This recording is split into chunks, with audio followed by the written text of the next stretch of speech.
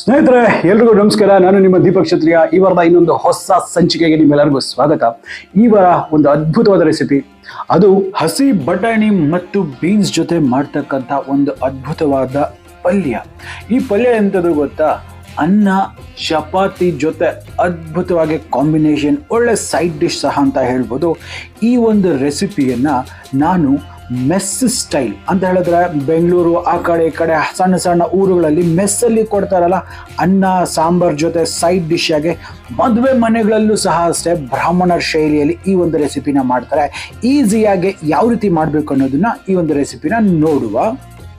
ಮತ್ತಿನ್ಯಾವುದೇ ತಡ ಮಾಡ್ದಿರಾ, ನಡೀರಿ ಪಟಾಪಟಿ ಒಂದು ರೆಸಿಪಿನ ಮಾಡಿಬಿಡುವ.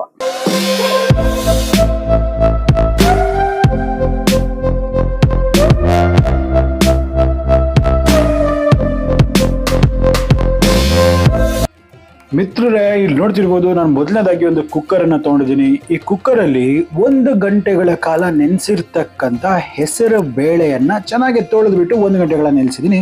ಸೊ ಈ ಹೆಸರು ಬೇಳೆಯನ್ನು ಇದರಲ್ಲಿ ಹಾಕ್ಕೊಳ್ತೇನೆ.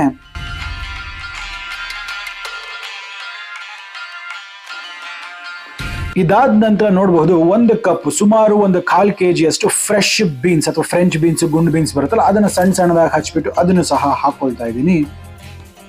ಇದರೊಟ್ಟಿಗೆ ಅರ್ಧ ಕಪ್ನಷ್ಟು ಅಥವಾ ಸುಮಾರು 50 ಗ್ರಾಮ್ನಷ್ಟು ಹಸಿ ಬಟಾಣಿ. ತುಂಬ ಅದ್ಭುತವಾಗಿರುತ್ತೆ ಟೇಸ್ಟು.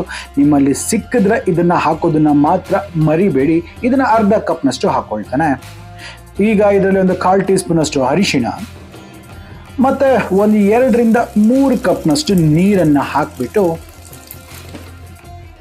ಈಗ ಲಿಡ್ಡನ್ನು ಕ್ಲೋಸ್ ಮಾಡಿಬಿಟ್ಟು ಜಸ್ಟ್ ಒಂದೇ ಒಂದು ವಿಷಲ್ ಕುಕ್ಕರಲ್ಲಿ ಬಂದರೆ ಸಾಕಾಗತ್ತೆ. ಅದು ಬಂದಿದ ತಕ್ಷಣ, ವಿಷಲ್ ಆಗಿದ ತಕ್ಷಣ ಇದನ್ನು ಬೇಯಿಸಿದ ನಂತರ ಇದನ್ನು ಶೋಧಿಸ್ಬಿಟ್ಟು ನಾವು ಇದನ್ನು ಪಕ್ಕಕ್ಕೆ ಇಟ್ಕೊಳ್ಳುವ.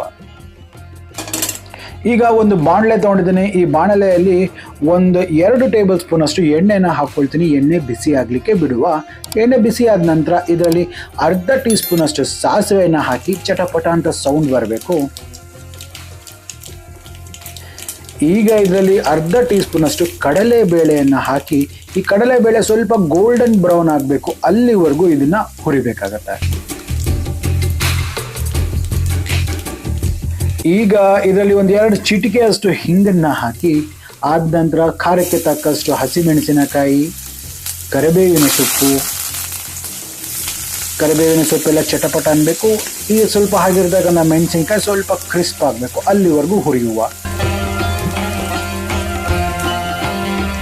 ನೋಡ್ತಿದ್ದೀರಲ್ಲ, ಇಷ್ಟು ಪರ್ಫೆಕ್ಟಾಗಿ ಆಗಬೇಕು. ಈ ಕಡಲೆಬೇಳೆ ಸ್ವಲ್ಪ ಕ್ರಿಸ್ಪ್ ಆಗಬೇಕು. ಈಗ ಇದರಲ್ಲಿ 1 ಸಣ್ಣಗೆ ಹಚ್ಚಿರ್ತಕ್ಕಂಥ ಈರುಳ್ಳಿಯನ್ನು ಹಾಕಿಬಿಟ್ಟು ಸ್ವಲ್ಪ ಉಪ್ಪನ್ನು ಹಾಕುವ. ಉಪ್ಪು ಹಾಕೋದ್ರಿಂದ ಏನಾಗುತ್ತೆ, ಫ್ಲೇವರ್ ಜಾಸ್ತಿ ಆಗುತ್ತೆ. ಹಾಗೆ ಈರುಳ್ಳಿ ಸಹ ಅಷ್ಟೇ ಚೆಂದ ಬೇಯುತ್ತೆ, ಜಲ್ದಿ ಸಾಫ್ಟ್ ಆಗೋದಕ್ಕೆ ಹೆಲ್ಪ್ ಮಾಡುತ್ತೆ ಅನ್ನೊಂದು ಕಾರಣ ಅಷ್ಟೇ. ಈಗ ನೋಡ್ತಿದ್ರಲ್ಲ, ಈರುಳ್ಳಿ ಅಂತಕ್ಕಂಥದ್ದೆಲ್ಲ ಸಾಫ್ಟ್ ಆಗಿದೆ, ಟ್ರಾನ್ಸ್ಲೂಸೆಂಟ್. ನೋಡ್ತಿದ್ರಲ್ಲ, ಇಷ್ಟು ಮಾತ್ರ ಸಾಫ್ಟ್ ಆದರೆ ಸಾಕಾಗತ್ತೆ.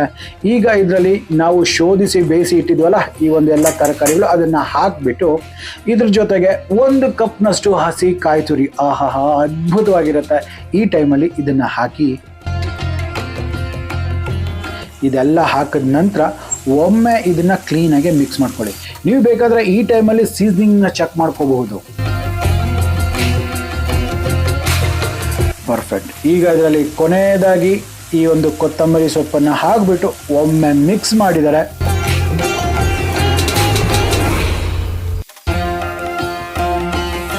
ರೆಡಿ. ಈ ಹಸಿ ಬಟಾಣಿ ಮತ್ತು ಈ ಫ್ರೆಂಚ್ ಬೀನ್ಸಿಂದ ಮಾಡಿರ್ತಕ್ಕಂಥ ಪಲ್ಯ. ನೀವು ಮಧ್ಯಾಹ್ನದ ಊಟ ಇರುತ್ತಲ್ಲ, ಅದಕ್ಕೆ ನೀವು ಅನ್ನ ಸಾಂಬಾರ್ ಜೊತೆ ಸೈಡ್ ನಂಚ್ಕೊಳ್ಳೋದಕ್ಕೆ ಈ ಪಲ್ಯನ ಬಳಸಿ ನೋಡಿ, ಎಷ್ಟು ಅದ್ಭುತವಾಗಿರುತ್ತೆ ಅಂದ್ಬಿಟ್ಟು. ಅಷ್ಟೇ ಅಲ್ಲಪ್ಪ, ಚಪಾತಿ ಜೊತೆಗೂ ಸಹ ಬ್ರೇಕ್ಫಾಸ್ಟ್ಗೆ ತುಂಬ ಅದ್ಭುತವಾದ ಕಾಂಬಿನೇಷನ್. ಯಾಕಂದರೆ ಇದರಲ್ಲಿ micro nutrients, macro nutrients, veggies, greens ಪ್ರತಿಯೊಂದು ಇದೆ. ಕಂಪ್ಲೀಟ್ ಮೀಲ್ ಇದು. ಅಷ್ಟು ಅದ್ಭುತವಾಗುತ್ತೆ, ಅಷ್ಟೇ ಈಸಿ. ನೋಡಿದ್ರಲ್ಲ, ಈ ರೆಸಿಪಿ ಮಾಡೋದು ಎಷ್ಟು ಸುಲಭ ಅಂದ್ಬಿಟ್ಟು. ಇಷ್ಟು ಈಸಿ ರೆಸಿಪಿ ಮಾಡೋದು, ಟೇಸ್ಟ್ ಮಾತ್ರ ಅಲ್ಟಿಮೇಟ್. ನಾನು ತೋರಿಸಿರ್ತಕ್ಕಂಥ ಸ್ಟೆಪ್ಸನ್ನ ಫಾಲೋ ಮಾಡಿ ಪರ್ಫೆಕ್ಟ್ ಆಗಿರ್ತಕ್ಕಂಥ ರೆಸಿಪಿ ನಿಮಗೆ ಬಂದೇ ಬರುತ್ತೆ. ಹಾಗಾದ್ರೆ ನಂಗನ್ಸುತ್ತೆ ನಿಮಗೆ ವಿಡಿಯೋ ಇಷ್ಟ ಆಗಿದೆ. ವಿಡಿಯೋ ಇಷ್ಟ ಆಗಿದ್ರೆ ನಮ್ಮ ಚಾನಲ್ ಸಬ್ಸ್ಕ್ರೈಬ್ ಮಾಡ್ಕೊಳ್ಳೋದನ್ನ ಮರಿದಿರಾ. ಹಾಗೆ ಪಕ್ಕದಲ್ಲೇ ಬೆಲ್ ಐಕಾನ್ ಟಚ್ ಮಾಡಿಬಿಟ್ಟು ನೋಟಿಫಿಕೇಶನ್ ಆಲಿಗೆ ಮಾಡಿ. ಆಗ್ತಾನೆ ನಮ್ಮೆಲ್ಲ ಅಪ್ಡೇಟ್ಸ್ ನಿಮಗೆ ಮೊದಲಾಗಿ ಸಿಗ್ತಾ ಇರುತ್ತೆ. ಹಾಗಾದ್ರೆ ಮತ್ತೆ ಇದೇ ರೀತಿ ಭೇಟಿ ಆಗ್ತಿರ್ತೀನಿ. ಅಲ್ಲಿವರೆಗೂ ದೀಪಕ್ ಸೈನಿಂಗ್ ಆಫ್ ಅಂಡ್ ಜೈ ಹಿಂದ್, ಜೈ ಕರ್ನಾಟಕ, ನಮಸ್ಕಾರ.